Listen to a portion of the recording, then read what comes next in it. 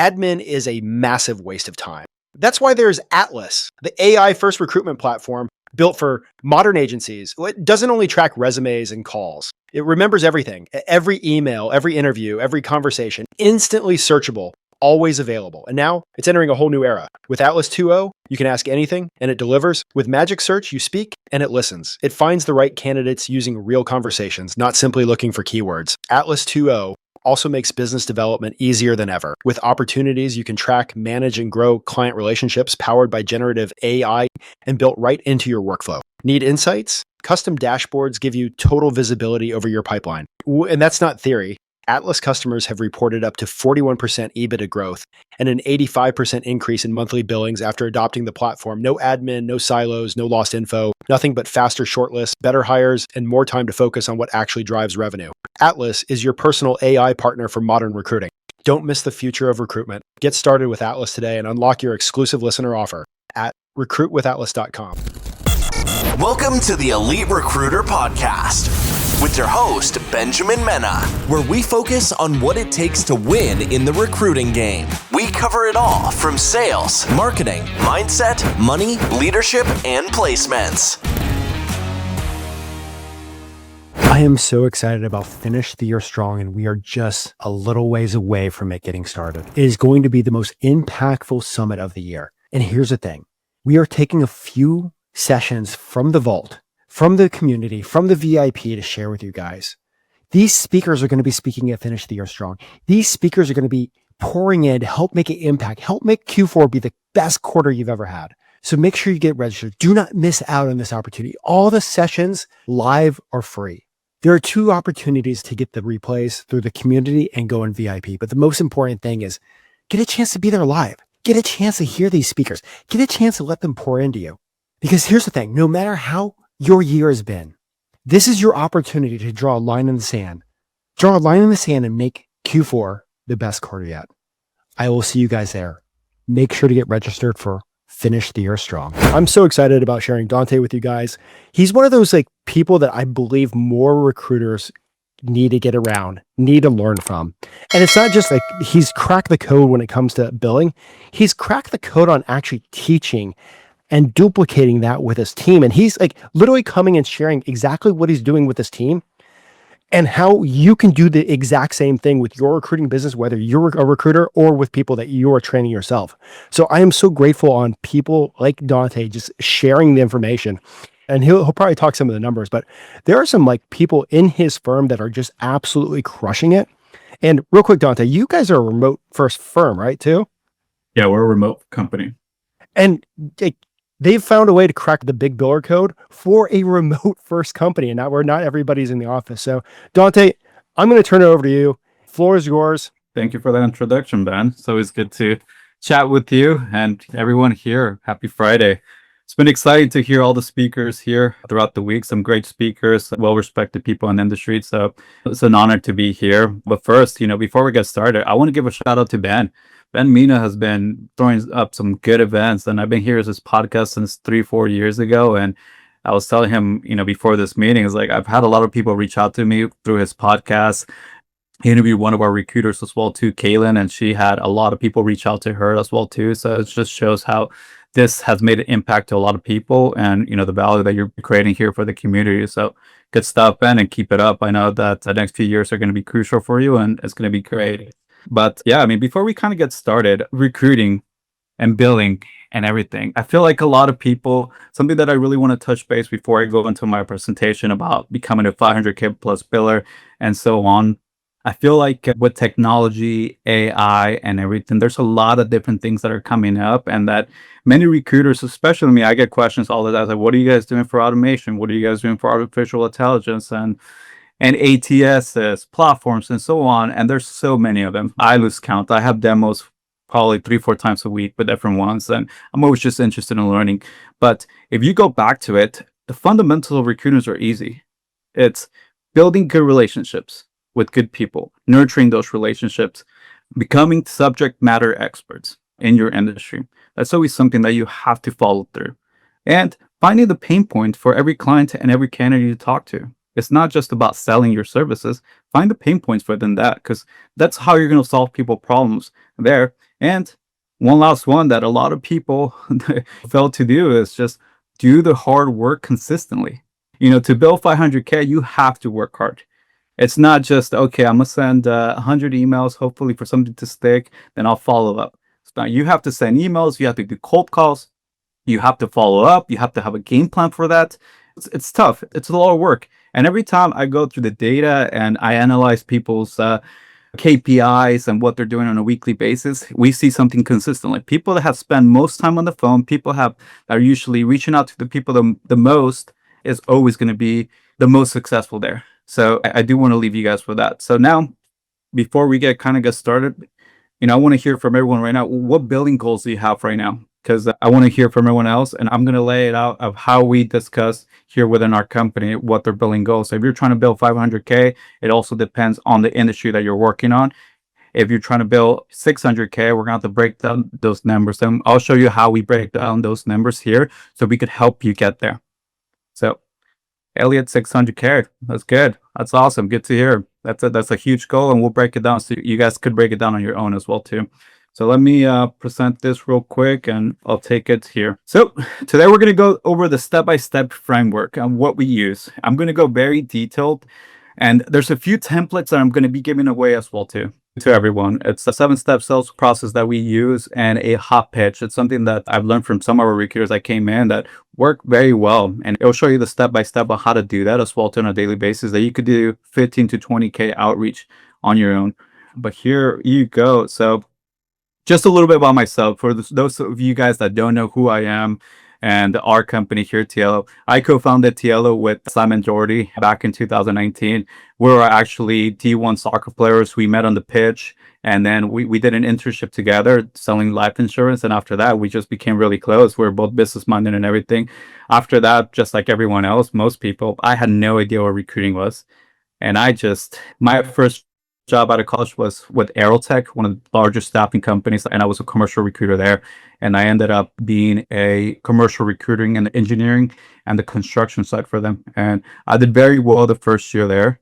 Then I got headhunted to be a corporate recruiter. I got the opportunity to work with agencies now.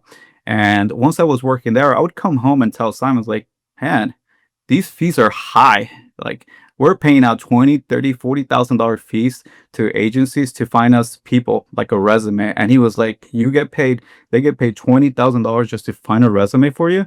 Yes. And he was like, we should start a recruitment company. We had no idea how to start a company at all, but we decided to kind of take a shot at it. During that time, me and Simon would go visit. My family has a custom home building business, and we would go visit different job sites. And there was a constant problem there is all these firms were struggling to find good talent. And, when we had that idea of starting a recruitment company, we decided to tackle the construction sector. And that's how we formed the AEC industry. First 3 years were more tailored towards, the commercial architecture, engineering, commercial industry. And we've been able to take a stance. We founded it in mid 2019. We did fairly well. Then we hired our first 2 employees. We decided to just reinvest everything into our company. So we hired our first 2 employees in 2020, and we were break over 1 million. And then at that time, we decided to get an office as well too, but COVID came along. And that's when we decided to get rid of our office in 2023 and go fully remote. And we were a team of 12 recruiters. Simon and I have been able to step out of the production side. A lot of people get stuck on the business side and trying to bail and not really focus on the bigger picture, but we wanted to do that. So we took a cut, and it hurt our revenue, of course, because, we were big bailers within the company, but we were okay with it because we knew that it was going to take long term to get that back, and it did. We were able to get people up and running. We coached people, we got people through those roles, and we were able to get past a 3 million in gross profit. And now 2025, we're a team of 20 recruiters. We recently brought in around 6-7 people. We're looking to bring in around 10 more people this year. And we have 2 recruiting managers, a couple of sourcers now that I'll kind of explain why we're hiring sourcers now to kind of help on each other's desks. And, we have a very aggressive goal this year. We've done so many things wrong throughout the last few years. And now we want to figure out, how do we scale that? How do we duplicate that? And that's just by bringing in good people and so on. Here, we have a baseline for hiring here for Tiello. This was a picture of us, and last December, we've had probably 6 more people since then. And we're all over the nation as well too. We're a fully remote company. We fly in everyone in the summer and in the winter just to meet with everyone. And we get to talk, we get to coach, we get to, do fun things as well too. But right now, we're looking to hire driven, hungry, motivated individuals, people that believe in and embody our core values as a company. Recruiters who want to compete. I think that's one of the best things we've done so far is that we hire people who want to compete, who want to work hard. And it's been one of the best things that's helped us kind of expand and bring in better people and so on. But that's enough about me. Let's get into what we're going to go over today. First, we're going to go over, building a recruiter deal box, and I go more into detail into that. Market research, how to win new clients, setting alerts, 500K day to day, knowing your numbers and consistencies that we see on 500K billers. There you go. So here's a brief overview. In the next slide, I'll go more into detail of that. But whenever we bring in a recruiter, we want to build them a deal box. We don't want them to go, okay, just, hey, come in, go find new business. We want to get them dialed in on what they're going to be recruiting on. And some of the things that we go into is a target market, geographic focus, ideal client profile. That's one of the most important things. Ideal candidate profile as well. Keyword focuses and examples of companies that would be good companies for themselves as well too. And here you'll see the components of a recruiter deal box, and anyone can use this as well too. If you want a copy of it, reach out to me. I'm more than happy to share with you so you kind of get it within your sector. I know we all recruit in different sectors, but I think this could be used for anything. Right here, the first one, target market. We want to focus on a sector and an industry. If it's engineering, IT, finance, pick one. You don't need to do engineering and finance. You don't need to do those. I know some people like to be more generalized, and that's okay. But we've seen that when we really focus on one thing, we're able to expand and go into different sectors as well too. So different focuses there. We also go to a niche. We like to pick specific niche. We like to pick two because sometimes one is not enough depending on the industry and the niche. Maybe we pick two, and some kind of go with each other. Like we have a roofing, and roofing goes well with flooring. They kind of go cross combined. So that's why we pick two. And whenever we get someone that's good at sales and flooring, maybe a roofing company might pick them up as well too. So it just kind of works for us, and you could do it as well too. Geographic focus. You could recruit nationwide, but if you get tailored into one specific focus or region there, I think you're going to have a lot more success. And we keep it that way just because of recruiters. We want them to be subject matter experts within that specific niche or whatever they go. So we want to make sure that they stick to that and they follow it there. Secondary locations to target, states. Right now, if you're going to pick a region, we want you to pick certain states as well too. If you're going after North Carolina, South Carolina, those are perfect. We have a couple of recruiters that do very well there. If you have California and Arizona, that's great as well too. The only thing that will change in this, and it's a good problem, is now we've had clients that we do a really good job in one location. For example, one of my clients, when I was running a full desk, I did a really good job here in California. I was able to meet them. I was able to meet them in person. I was able to shake hands.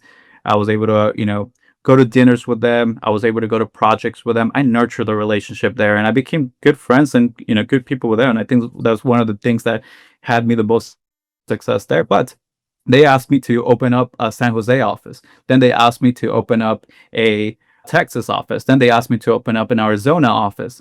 And little by little, I, built north of $1 million there just with one client in 4 years. And it was insane. And that was just one client. And that was just by nurturing that relationship, doing a really good job there and so on. But sometimes we kind of have to go a little more, expand and nurture those relationships instead of having millions of clients. And that's why I like picking to a specific location, because if you do a good job, you will expand. Now, ideal client profile, it's something very important to follow because, we've seen our bread and butter with companies that we want to tackle are 10 to 200 employees. We do a lot of business with some other companies that have 500, thousands of employees, but they usually have their internal teams, and it's tougher to crack them unless you get a good contact or anything. But we do have some recruiters right now that are billing 6 figures for big companies, but it did take time to crack them. They do ask a lot of questions, and they do get hit up a lot. And if you don't do a good job, they'll move on to someone else as well. Revenue range is important as well too, just depending on the industry. For us, we've been seeing that anyone that's doing, $1 million to $100 million, it's kind of the ballpark, especially with construction. you could go into the higher numbers. Companies that are doing under $1 million, it's a little bit harder to do. They're usually asking for lower fees. They're usually asking for breaks. So it's kind of hard to do business with them. They don't really have the budget for it. So we've seen anything from 1 to 10 to 100 million as the ballpark. Of course, we work with companies that are bigger as well too. So this is something that you kind of have to figure out, especially in your industry, what's good, what's not, and kind of go with that. Ideal client profile, job titles to target. This is huge. I think you should pick 3 to 5, because in the next few slides we'll go into why this is important. But if you're always recruiting for superintendents, if you're always recruiting for estimators, if you're recruiting for, service techs, and you have those picked out already, you want to get really, really good at finding those people there. And so once you get really good with that and you build your ideal client profile as well too, if you have one candidate, one superintendent that has 3 years of experience with one company that's doing really good work, and you have 2 or 3, 4 clients within your niche or recruiter deal box, you're able to send them out to them. And now you have your clients picking, you have your clients competing against that. Sometimes what we do now is we get a really good candidate and we're like, this is a stud. They're going to get hired. So what do? We call one of our clients that we have a good relationship with, say, hey, John, I got a really good superintendent from 3 years. He's looking because he's traveling too far and he's within the budget. Would you like to chat with him? If not, I'm going to present them to another person because I think they're really good, but I wanted to give them to you first. And trust me, some clients, once you build that relationship, they'll move on that candidate. They're like, hey, thanks for thinking of me. Yeah, I want to interview them. And this is how you kind of start building those. And it just worked out really, really well.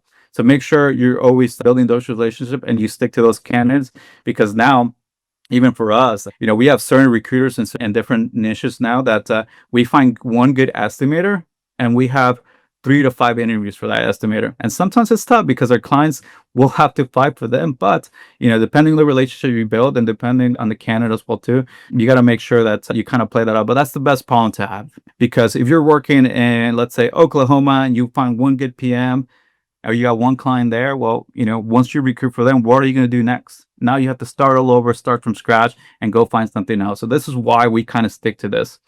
One other thing that we do is keyword focuses. Depending on the sector and whatever your industry, the keywords are very important. So, for us, if you're working with superintendents or doing electrical, a keyword focus for us would be low voltage. So whenever we're sourcing for new jobs or new candidates, that's going to be a keyword. You want to make sure you have a list of 5, because those are always going to be in your search, and those are always going to be things that you're going to search as well too. And last one, example of companies. If you've done business with 10 different companies, just look at those 10 companies. What do they have in common? What companies are you doing more business with? What do they have in common? If they have, 50 employees or so, and they're doing around 10 million in revenue, then go find more companies that are doing that. That's how you're going to have a lot more success than just sticking to finding random companies. So we always want to have like a layout of what companies we want to tackle, and example companies or ideal clients you want to go after, and get more of those. After we have our recruiters kind of fill their recruiter deal box, we want to know why behind each component. This is important because if we have some recruiters that will come in or that we interview and will say, hey, I want to do X, Y, and Z. Why? Oh, because I heard it's a really good industry and there's a lot of money into it. Okay, have you done it before? No, I just heard. It's like, no. We want to make sure that you have a good reason to why you're doing that. Some of our recruiters will recruit in a specific sector because they have an interest in it, because their family member once did it, because they have worked on some roles in the past, and if that works, then yeah, we're going to go after that. Now, this is one of the most important things too. Do the components of the deal box match your goals to becoming a subject matter expert within a niche? And this is going to be very important because our recruiters are living and breathing this. They're going to go to conventions. They're going to talk about this with every single person. They're going to learn. They're going to be super experts with this. And I think that's very, very important. So if they're not interested in learning and learning the language and everything, then it's probably not the right niche for them. For us, we have some recruiters that are obsessed with the industry. They'll be like, hey, I saw this article about X, Y, and Z. Or, hey, I saw that they're having a convention about this. And they want to go to them. We'll fly them out and they meet people. They talk about it. And it's just the best. So you have to know how to become a subject matter expert there. Now, is there enough business and demand within the deal box? Or do we have to open it up a bit? That's huge as well too, because if there's not enough demand, let's say we're recruiting a small state, we might have to do maybe 2 or 3 states just for the business there. Sometimes our recruiters might want to do a larger state, too many large states. And if it's too broad, we don't want to do that. And that goes to the fourth one. If the deal box too broad, do we have to dial it in a more? Sometimes, our recruiters want to do specific states, specific sectors, and so on. And sometimes we kind of have to nail it down a little bit. I know, like general construction, people will be like, I want to do commercial construction. Okay, what kind? All right, I want to work on light industrial. I want to work on office buildings. I want to work on hotels. Okay, well, now we're getting somewhere. We kind of have to dial in and expand on that. This is something that we want to do here with every single recruiter. Market research. After this, we're going to step into doing some market research. We're not going to say, hey, go out and find clients within your recruiter deal box. We're going to set you up for success. We want to make sure that where and how you're going to be finding these candidates. So first thing you want to do is what jobs are being posted? What jobs are you frequently seeing your target clients post? This is something you want to be aware of. You want to kind of see if they're posting a lot of those, where they're posting a lot of those. That goes into the second one. What are these roles in demand at the moment? Can we stay ahead of the trends? And I know recruiting, especially for us, we had, due to the election and everything, still, there's a lot of tariffs and steel. We're looking at what's going to happen. We're asking our clients what's going to happen now since things are changing. Is there going to be more demand? Is there going to be less demand? So you always have to stay ahead of those trends. It depends on industry. It depends on the sector you're in. You always want to stay on top of it too, because that's definitely going to, hurt your desk, or that's going to help your desk as well too. So you always have to be kind of learning about that and asking too. The best way to ask too is talk to your hiring managers, talk to your clients. Hey, so what's going to happen now? Are you guys going to see more business? And trust me, they love talking about this. It's just if you get to talk to them, they know that you care and you're interested, and you're going to learn a lot more that way as well too. Also, what jobs are posted and not getting a lot of candidate traction? We have the opportunity to kind of see what jobs are being posted and who's not getting a lot of traction. And we always kind of keep that too. And the very last one, just because companies are not posting their jobs, that does not mean they are hiring. And this is a huge one, because a lot of people will say, I go on Indeed, I go on LinkedIn and I find jobs and I chase them, then I call them and I have no success, or I have some success. And we always tell, well, have you tried the companies that don't have anything? One of our recruiters, we'll go over it, but she did a business development outreach campaign recently. And she had a really good candidate. She was a rock star in a location that we're not very familiar with. But we decided, okay, well, let's do some market research. Let's find 10 companies there. Let's find 2 to 3 hiring managers, and let's see what traction we get. And I think she had 3 people reply to her because the candidate was really good. And the company that we ended up moving forward with, they had no jobs posted. They were not working with recruiters as well too. And they were growing multiple locations. And our recruiter got with them. They were really tough in the beginning, but she was a market subject matter expert in another industry. But she let her know, hey, our company, we're experts in this. This is something that I'm working towards to. And she was able to win the client by being honest. The client signed our agreement, and I believe they're going through the final stages of the interview now with one of the candidates. But now we were able to get $250,000 plus in business with a client that did not post their jobs online, that had not been working with any agencies, just through a good candidate that we were able to do. But what did we do? We did the research. We found 10 companies with a 2 to 3 hiring managers.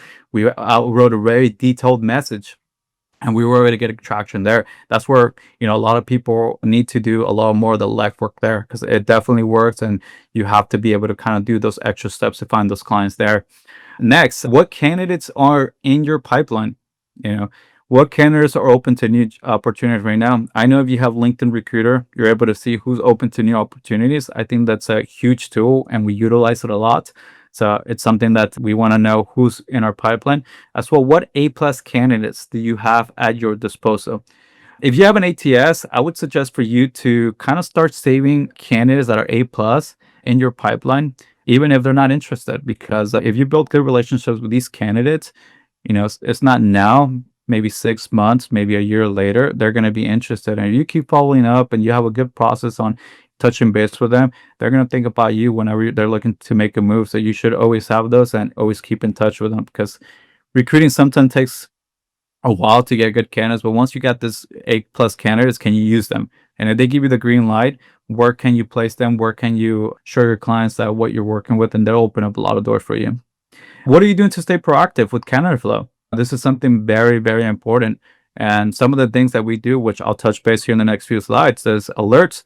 We're always constantly posting jobs for what we're looking for all the time, which increases our candidate flow. And we do a lot of different things, but we always want to be proactive with that, not always just headhunting. We always want to be proactive with anything we do. Fun tip: 71% of workers say they're open to new opportunities, according to HR. And that's something that's huge, because I know a lot of recruiters always go to people that that just updated their resume, or that are open to new job opportunities. But hey, start cold calling people that are not. And this is how you're going to build your pipeline, especially too. Just let them know that you're working on positions, you're not sure if they're looking, but if they ever are, to come to you, connect with them, and get to know them, and you'll be able to build more relationships, more candidates with people that are more passive, and that's always going to get you ahead of the game there. Now, before reaching out and winning new clients, that's something that we do like to do. We do it with every single recruiter day one when they come in, and I think you should too. If you're not doing this, is optimizing your LinkedIn profile. When you're reaching out to clients or you're reaching out to people, this is how they're going to be looking at your LinkedIn. Nowadays everyone's looking at your LinkedIn, and you have to make sure you optimize your resume. So now that you've optimized your LinkedIn profile, something we want to do before going out to clients is setting up alerts. Does anyone here set up job alerts for their specific clients or ideal clients yet? Or does no one do this yet? Okay, perfect. So yes, a lot of people. Okay. Another question: do you set up alerts for candidate flow on Indeed, on LinkedIn, and so on? What if I told you around 20% of our placements come from setting up good job alerts through Indeed, LinkedIn, and ZipRecruiter? It's insane, and that's what most people don't know. And I'll show you guys a little bit. But before we reach out to clients, we want to make sure we have jobs. We search jobs on Indeed, and we search jobs on LinkedIn and ZipRecruiter. Whatever tools you use to both, set up alerts to get the jobs in your inbox. Now, on the candidate side, this is why we go over our recruiter deal box. And our recruiter deal box, we have our ideal candidate profile. Within our ideal candidate profile, we have certain job titles that we're always going after. So prime example, Mark makes a lot of those placements. He's within our company. I would say probably half of his placements are through good job alerts and setting up a good automation system there. And how you do this is you go to Indeed, you do your job search. Let's say security technician and CCTV, just like you would do a search for any industry that you do. Now, after you do that, you'll get candidates that recently updated the resume there, but you don't stop there. Now you go on the top left and you say save alerts. Now, and you could put it between 1 to 3 days in the last week or so on. So now once you set up those alerts, all those alerts are going to come into your inbox. And every day you're going to get that search of those candidates come into your inbox, and you're going to be able to see which people are updating the resumes, which people are, coming up to the market, and you're able to do that. And on LinkedIn as well too. If you're doing a search on LinkedIn, you do your regular search, then you're able to set up your alert to get them every single day. One thing I would do is do open to work, and you'll see what people are open to work there. And on Indeed, I believe you have to have a paid subscription. I'm not really sure, but that's how we do it here. And ZipRecruiter, we do the same thing. So every single day, and we'll go over what our recruiters are doing here. But this is one thing that if you want to have your desk a little bit more automated and always be proactive, this is some things that we always talk about. Set up good alerts on the candidate side and set up good alerts on the job side as well too. Finish the year strong is going to be the most impactful summit of the year. Every single summit we have held up until this point is preparing for this one, so that way it can propel you to have the strongest quarter yet. Finish the year strong. It's kicking off October 13th, and you do not want to miss this. Get registered now. Now, how to win clients? Let's talk about that, because I know that that's one of the most important things. We have to be able to win clients, and I'll go over 3 different strategies that we use to get clients here. And some is inbound business, but to be honest, if I look at our top performers, I would say around 10% is inbound business. You still have to do the hard work. You still have to work hard to get that though. So, three strategies. We have the pro market NPC candidates, what everyone is mostly familiar with. We have the cold business development outreach and company job postings, calling company job postings as well too. Which one do you believe does around 60% of our new business here at TLO? It's our NPCs. The only reason it's NPCs is that we are always very proactive, not only on seeing what jobs are posted every single day, but also what candidates are updating the resumes, what candidates are coming to market. And once we get a candidate that opens to market, we have a extreme sense of urgency to get them out, to our clients. And that's where we're strictly focusing on one sector, one industry, and we're constantly getting resumes and talking to people within those. We are always going to be dialing in on that, and we already have good clients that will hire those people and so on. So you always have to keep up with those as well too. Yeah, and we're going to go over here a few and kind of give you a few strategies that we use as well too, and you're going to be able to use that. So cold BD outreach. I think BD should always be done every single day, no matter what. And I'll give you a layout of how our recruiters manage that. But it's simple for us. Our cold BD outreach. Find 15, 20 companies within your recruiter deal box. Find 2 to 3 hiring managers from each company. Follow a good sales process, 7-step sales process. It's pretty simple doing the cold BD outreach. The thing about this is that the one error that most people don't do is they don't follow a good sales process and they're not calling these companies. We know that companies get bombarded with emails. Companies get bombarded with calls. But if you follow a good sales process and you're doing this consistently every single day, you're going to find some traction. And if you're not, you're going to have to look at how your calls are, maybe what objections you're getting and how to combat them. So we always have to make sure that you're doing this every single day and going over every single thing that you do, because a lot of people will say, hey, I reached out to 15, 20 companies, to 2 to 3 hiring managers, and I follow the process. Okay. How long did you do it for? Oh, I only did it once. Okay. Well, do it for 2 weeks straight and make sure you follow every single step and let me know if you don't get any traction there. And if you don't, then that's what we're going to have to kind of look at, see what you're doing wrong or what we could switch there. But if you're following a simple process, you're going to have some traction no matter what. I think it's a very simple process to kind of have. DD asks, what technologies does TL use in the stack size? Do you incorporate any AI automation in your processes? We use Loxo ATS. Loxo's been great. We've used Bullhorn. We've used Tracker RMS in the past when we first started. And I think Loxo ATS has been great to us. They have a 10 million plus database that we could also search of. And we're able to get numbers from there too. I will say the numbers have been maybe like a 50-50, accuracy, but I do like them. And they do implement a lot of AI as well too.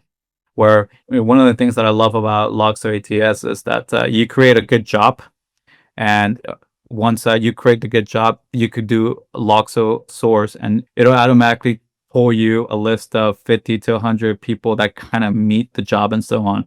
But a lot of people think your answers and your sourcing is going to be answered this way, but it's not. You still have to call them. You still have to follow up. You still have to be able to sell them. You still have to build a relationship. No matter what, having the best AI tools or anything, you still have to do the rest of the work there.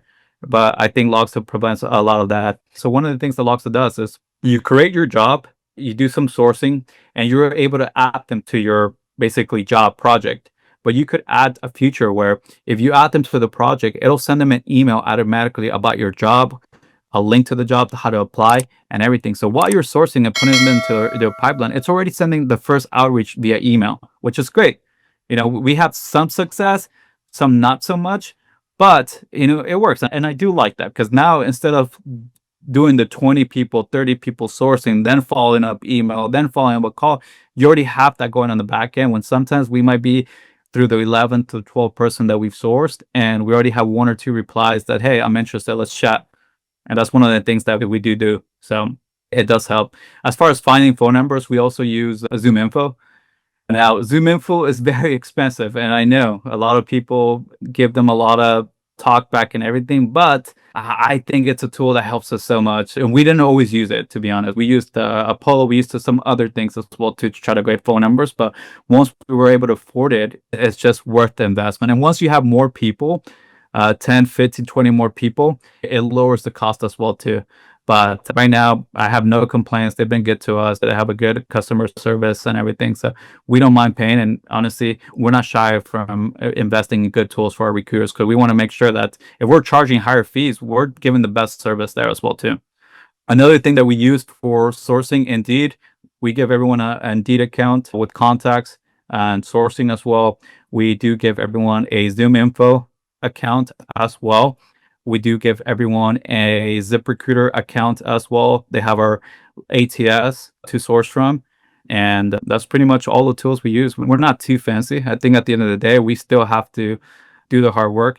And as far as mobile numbers, Zoom Info does, I believe, but we actually use Ring Central. Ring Central, we give all our employees Ring Central account. And the good thing about Ring Central is that all the calls are tracked through our ATS and they're recorded as well too. And this gives us the advantage of professional development as well too. In the beginning, some recruiters were like, well, why are you recording every single call? It's like, hey, if we're an in-person office, we'd be hearing all your conversations then, and it would help us just kind of go into the conference and coach you. But now it helps us with training. If you're struggling and you're not seeing the success, we're going to go into your calls and figure out where can we improve on.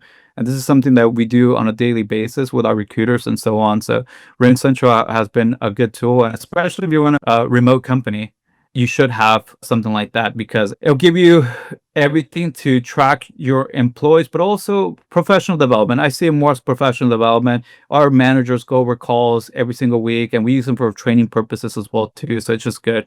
Matt, we do give everyone a LinkedIn recruiter account. I think within our company, we're not shy away from investing in good tools for good people. And that's why we have higher standards within our company. If we could give you a tool that's going to help you build more and we see a return on investment on it, we're going to invest in it. We're not shy. So everyone has here in our company has the top of the line softwares and technologies.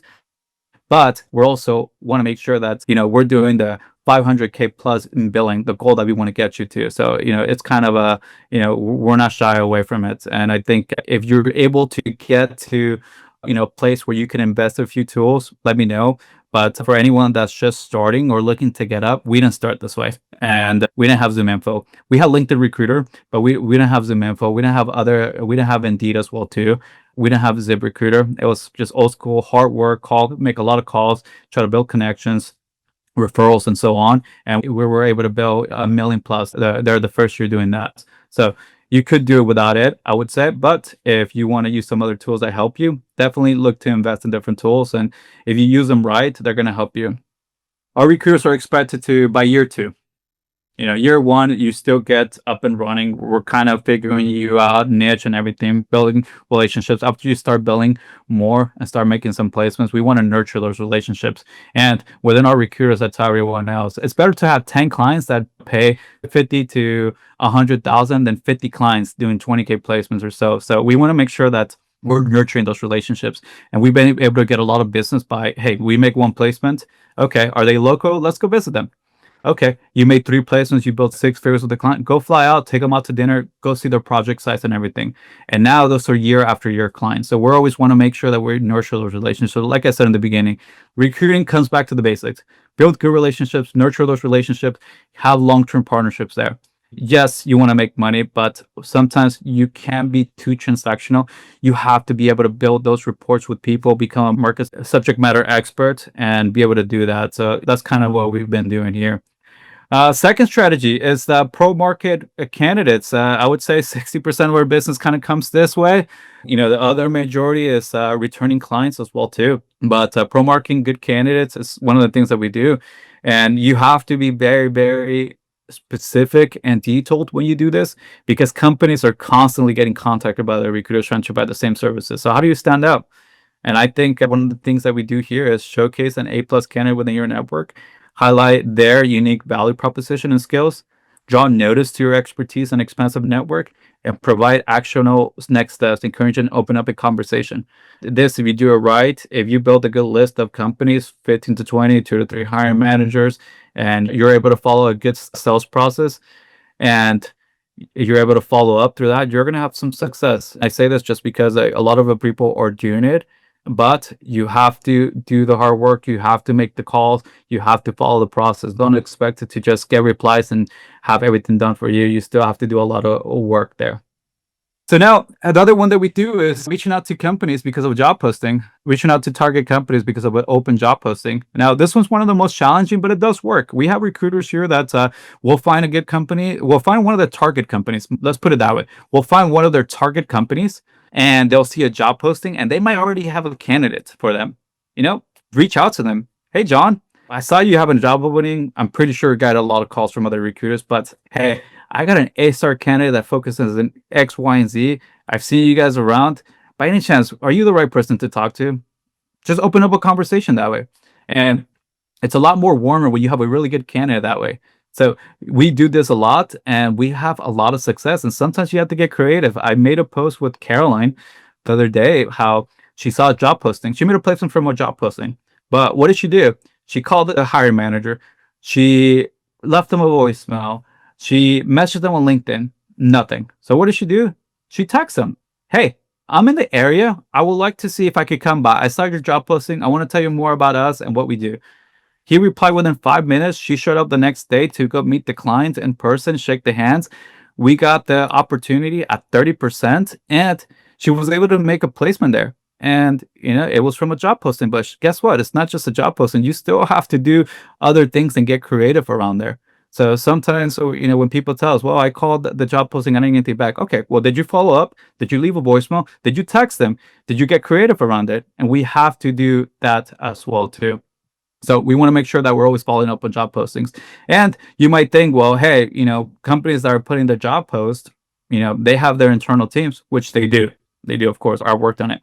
But internal teams don't have all the resources we have. And some of the resources, some of the best things that we do have is not only the technology, but we have the connections. We have the relationships where when I was in corporate recruiting, I was sending out emails and I was posting jobs and I was hoping someone applied. That was what I could do just because I had so many works that I was working at a time. So make sure that when you see job postings, don't get discouraged by saying, okay, they have internal teams and they post their jobs. They've probably already found someone. No, build a relationship, sell them on why you, with the internal relationship, the softwares and everything. That trust me, we're better when we're subject matter experts and we can provide this for clients as well too. Being a 500K plus biller or getting there, it's a lot of work. You have to do many different things. So this is one of the things that we like to break down every single recruiter here, at least kind of have a game plan going every single day on what they're going to do and how they're going to approach every single day. And of course, if your desk is heavy in positions, then you're going to be more recruitment focused. If your desk needs more positions, you're going to be more business development focused or vice versa. But this is something that we really want to touch base. And the goal is to always have 4 to 5 qualified positions at all times. And they have to be good positions as well too. So our managers go with our recruiters and say, okay, some of the recruiters will be like, I have 10 positions. Okay, let's go into the positions and see why that you have so many positions right now. And that's okay. Okay. Once we go dive into them, the client's working with 5 other recruiters.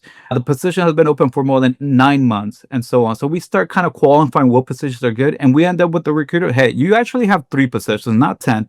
And this is why. So you always have to make sure you're auditing your jobs and making sure that they're good jobs to work on. Once we qualify those jobs, we've seen that we're able to fill around 50% of them. We're in contingent recruitment, so anything can go wrong. Right now, especially in the market, we've seen a lot of negotiations, a lot of counteroffers. So I'll touch base once I dive into the numbers, but it's a problem that we're seeing in our industry. I'm not sure if you guys have been seeing it, but this week we've had the most interviews we've had in company history, which is good. But we've also had a lot of counter offers. Once we get offers, we have a lot of counter offers and people taking other jobs as well too. So it's getting challenging, which is a good problem. I'd rather be in this problem than not having enough jobs to work on, which is okay. But if you can see here, our employees start around 7:30 a.m. to 8 a.m. They check their inbox, they check their job posts, they renew their jobs on LinkedIn.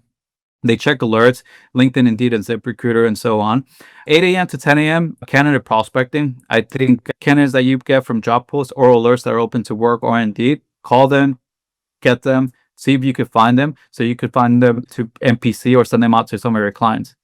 10 to 12 a.m. BD prospecting. I think business development should be done almost every single day. 10 to 20 pro markets, call candidates, pro market emails, prospect new business. Our recruiters are always proactive. and they're always doing business development no matter what. And I think this is where a lot of people slow down, where, oh, hey, I've done business development. I mean, I have a lot of recs, so I'm not going to do any business development. Well, let's find the time. And even when you're recruiting, if you find 2, 3 good candidates for one client, maybe one gets an offer and they go through. Now you have 2 other candidates as well too. Where can we use those candidates? You already did the hard work. You already found people. Can we use them to 10, 15 other companies within your recruiter deal box within that location? You could get creative around that. That's something we have our recruiters do, because sometimes you find 2 to 3 candidates, they might make the offer to one, but what do you do with the other 2? We don't do anything. So make sure that we're always doing that. 12 to 1 p.m. lunch, of course, whatever you need to take care of it. And 1 to 4 p.m. is scheduled calls, heavy recruitment focus, source, and submissions. We want to make sure that we're getting our submissions out every single day and we're preparing. And one thing that I do like and that I think everyone should be doing is organize for the next day. Because if you're coming in the next day and you're trying to figure out what you're going to do, you're already behind. Find some time. We put an hour, but sometimes it's 30 minutes, 15 minutes. Figure out what your plan is for the next day. Because once you come in the next morning, you're ready to go. You're not thinking about what you need to do. You already know what you're going to do. You're going to tackle it and you're going to get going straight away. But take a screenshot of this. I can share it with anyone. We have an exact profile, but I think this is kind of what helps our recruiters kind of stay aligned to what they want to do there. Now, when our recruiters come in, this also depends on the industry and the sector. One thing that we want to do is we want to raise our fees. We provide the best tools. We provide a good service. We're market subject experts and so on. This is why I tell everyone when they tell me 30% is too high. Well, what are you offering to your clients? Are you a subject matter expert? Do you know the industry? Do you know your competitors? Are you providing top of the line candidates? And if you are, and you feel confident with that, you shouldn't feel shy from selling 30% agreements. And ours is 30% of candidates' first year total compensation. So that includes base salary, guaranteed bonuses, vehicle allowances, and so on. And this has helped us increase our billings with every single recruiter when they come in. Now, if I tell you we get every single agreement at 30%, we don't. Sometimes we have to negotiate down to 25, maybe even 22, depending on the sector or the market. But I'm okay with that. We're okay with that. Oh, shoot, we have to negotiate from 30% to 25%. Oh, well, it's not the end of the world. And sometimes, too, if you want to build long-term relationships with clients, what we've done in the past, if we start at 30%, then we get to 25. And if they want to be exclusive and they want to give us 10 plus more jobs, we'll build something around them where, hey, if you want to use this for 10 jobs and, we're going to be exclusive to you, or, we want to visit your site, we want to shake hands, we're willing to have a win-win strategy here. How about if we went at 20%, 22%, 20% for everything for the next 10 placements, and we showcase what we have here, and we want to visit you, we want to see your job site, we want to make sure that we're a partner here long-term. And this is something that we really, really want to do here. A lot of people say, have you ever done this? Have you always done this? And we have not. When Simon and I started years ago, we were doing 15%. Our highs were 20%. And everyone starts this. I'm not saying that from day one we did this. We did not. It takes time. But once you become a subject matter expert, you feel confident in what you're selling. You know the market. You know the industry. You breathe it. You live on it every single day. You're going to feel more confident. Your clients are going to know, hey, I'm talking to this person who knows exactly what we're looking for and what we do. And once you're doing that, you're able to sell higher fees. And you'll be surprised. We say no a lot right now. But in the beginning, we try to say yes to everything, but we just run circles. And I think sometimes you're going to have to run circles before you get it right. But once you start scaling your book of business and you're able to do that, you need to figure out how to get higher fees and structure that and leave room for negotiation. Sometimes you're not going to get the 30% to 25%, but if you feel like the client's going to be good and they're going to give you a good opportunity, showcase what you got and start at 22, start at 20%. But this is something that we've implemented with every single recruiters. Even if they had a desk before and they came in, they were like, oh, I was working at 15%, 18%, 20%. Well, hey, we work at 30% here. Let's negotiate. Let's see what we can bring to the table. And we do that. And we've been able to get them higher fees than before. So it's something that we do touch base a lot. Now, this is completely different for everyone too. We have recruiters doing 40, 50K placements. So this is going to switch. We have some recruiters doing 15K placements. So it's going to switch as well too. It depends on your sector. It depends on your industry, what you're going to be doing. And this is how you can kind of lay out. But ours is very simple. And you could switch it around too. I mean, for us, If your average placement is 20K divided by 500K, that's 25 placements a year. That's 2+ placements a month. So what does it take to make one placement? Dial it back in. Historically, with our company, these are the KPIs that we see. If you're connecting with 50 people a week, and that's a low number, I'm saying that's what we see in average. If you're connecting with 50 people a week that are the right people, and you're getting 5 submissions out to your clients a week, 5 or plus, we've seen that 5 submissions, we get around 3 interviews a week. And with 3 interviews, we get 1 offer. Our interviews to offer have been higher lately, but historically, this is what we've seen. And from every offer, I mean, we have around the 75% offer acceptance. But now, like I mentioned earlier, it's tougher. We might get 3 offers and 1 might go through. And not because we didn't screen the candidate, we know what the client wanted, but it's because our candidates are competing with 2 or 3 other offers. So we're losing out on that. So now our numbers have to be, a little bit higher. And this switches too. I mean, we have some recruiters that do 50K placements, 75K placements. So, these numbers are going to switch as well too.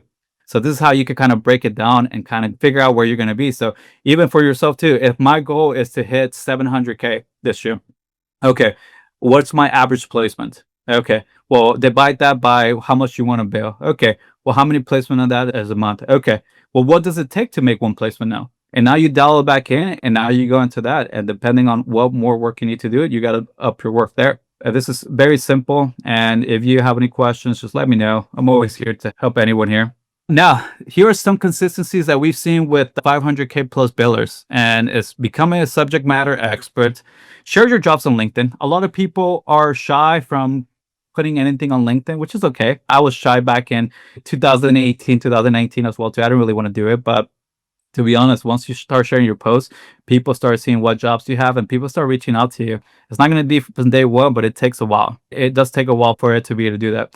Nurture client relationships. If you make a placement, go meet your clients. It's an investment. Yes, it takes a few $100. It takes maybe a few $1,000, but compared to what a long-term partnership that could be, it's just going to go a long way. And if you want to be different than anyone else, it always comes back to the basics. It's building good relationship with your clients. And I can't say this enough.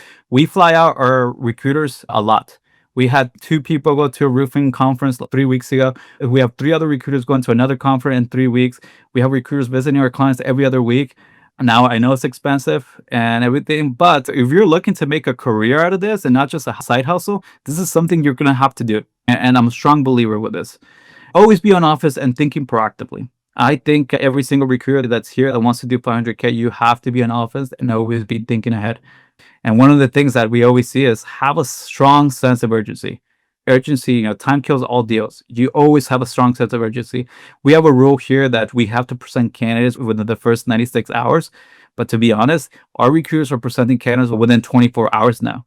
And guess what? Those recruiters are now going to be $1 million billers that we want to get them to now this year. So it's a strong sense of urgency, always pushing the pedal. And that's what's going to get you ahead there. Now, just to end it here, after 500K billing, these are 3 things that were implemented to make $1 million billers this year. And we have 1 or 2 recruiters that will be on route for this year. And these are some things that we're implementing now. 1 is sourcing support and candidate funnel flow.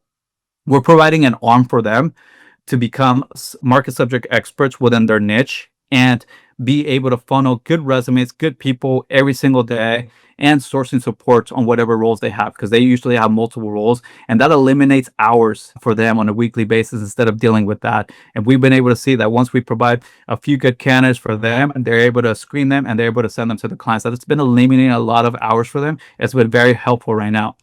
2, market subject experts. Build a strong brand around them and in the recruiters in their space. We're looking to build our recruiters to be experts within their niche. Whenever they think about steel in recruitment, I want them to think about Jennifer. And she's the one to go to. We're going to be building a strong brand around them. We're going to be flying them out to conferences and everything. And this is something that we're doing it with every single recruiter that's coming in here, because we want to be nationwide leaders in the AEC space. And this is how we're going to be doing it constantly. Continuous training and development, something that we've done this year, and we're looking to build out training programs. We were able to get 2 of our managers, 1 on the business development and 1 on the recruiting side, delivery side. And now they're helping and coaching our top billers on whenever they get stuck on different things, and our sourcers and so on. So they're continually getting support and getting constant training on everything that. And we're implementing AI. I'm playing around with AI as well too, how to make it more fast and more efficient. It's not going to solve all our problems, but if it can make us all more efficient in one or two ways, I'm going to take it, we're going to implement it, and we're going to have every recruiter do it there. If you want to connect with me on LinkedIn, feel free to scan the code here. Here's a hot pitch. This is actually something that I learned from one of our recruiters, and this is how she gets 15 to 20 more outreaches a day. And she's able to be very successful that way. That gets her new business. And this is our 7-step sales process as well, too. You could download it for yourself and keep it. But yeah, Ben, all good. Dante, I just want to say thank you so much. I've actually been looking forward to this conversation. Even before I invited you to rock the year, I was like, I got to have Dante as part of this. Just because I know like the impact that he's having with recruiters and just the way that you're able to grow recruiters, I think is something that whether you're running a company or you're in an agency or even if you're internal, it's stuff that you can learn from to become the best that you could possibly be. So Dante, absolutely rocked it. For everybody, thank you for showing up on a Friday. Day 5, you guys have been pounded with information nonstop. So thank you guys. And thank you, Dante. Thank you, Ben. Thank you, everyone. Talk soon. Admin is a massive waste of time. That's why there's Atlas, the AI first recruitment platform built for modern agencies. It doesn't only track resumes and calls. It remembers everything, every email, every interview, every conversation, instantly searchable, always available. And now it's entering a whole new era. With Atlas 2.0, you can ask anything and it delivers. With Magic Search, you speak and it listens. It finds the right candidates using real conversations, not simply looking for keywords. Atlas 2.0 also makes business development easier than ever. With opportunities, you can track, manage, and grow client relationships powered by generative AI and built right into your workflow. Need insights? Custom dashboards give you total visibility over your pipeline. And that's not theory. Atlas customers have reported up to 41% EBITDA growth and an 85% increase in monthly billings after adopting the platform. No admin, no silos, no lost info, nothing but faster shortlists, better hires, and more time to focus on what actually drives revenue. Atlas is your personal AI partner for modern recruiting. Don't miss the future of recruitment. Get started with Atlas today and unlock your exclusive listener offer at recruitwithatlas.com.